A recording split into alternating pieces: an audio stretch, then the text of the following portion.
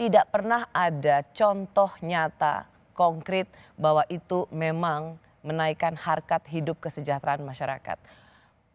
Morowali contohnya yang sudah membangun pabrik di sana. Kalau kita lihat data Bappenas sama sekali tidak berbanding lurus dengan tingkat kesejahteraan masyarakat. Jadi yang sejahtera itu masyarakat di mana dibangun hilirisasi nikel atau justru oligarkinya yang makin kaya? Saya setuju bahwa tambang-tambang selama ini itu dikuasai oleh pihak-pihak yang serakah. Anda setuju itu ya? Saya setuju itu harus diatasi itu. Jadi, makanya bagi saya, menurut saya kebijakan pemerintah untuk membuka konsesi kepada ormas, kepada pelaku-pelaku baru yang di luar oligarki, menurut saya itu penting. Itu meskipun banyak juga yang mencemaskan sesungguhnya ini hanya proksi. Kemudian ormas, misalnya katakan PBNU, akan juga mensubkontrakkan kepada mereka yang sudah berpengalaman untuk eksplorasi tambang. Itu warning yang bagus ya. Tetapi menurut saya tetap kebijakan itu penting.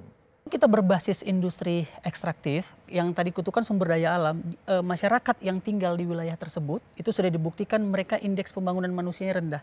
Artinya mereka tidak punya akses atau sulit akses terhadap pendidikan, sulit akses terhadap pasar ekonominya, sulit akses terhadap kesehatan. Sehingga masyarakat menjadi miskin, bodoh, dan kemudian mereka tidak susah untuk mensejahterakan dirinya. Itu yang terjadi.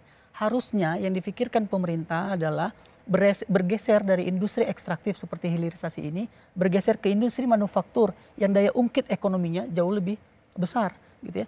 Bayangkan kalau kemudian kita lihat bagaimana yang terjadi di Wawoni, Sulawesi Selatan, kemudian Sulawesi Tenggara, Maluku Utara, beban ekonomi masyarakat menjadi lebih besar. Kompas bahkan pernah menulis bahwa ketika terjadi krisis iklim, biaya kesehatan yang kita tanggung itu 2 kali lipat lebih besar, bahkan bisa sampai 3 kali. Artinya beban rumah tangga akan lebih besar ekonominya. Buat Anda untuk GAK itu harus dicabut? Harus, karena secara aturan. Tidak ada itu hanya untuk sementara saja, harus dicabut. Kalau harus dicabut, kenapa? Kalau pemerintah mau, BUMN mau, PT GAK atau Angta mau, gugat MK, gugat ke MK, gugat pemerintah. Tapi kenapa kemudian PT GAK tidak melakukan itu? Nggak berani sama MK.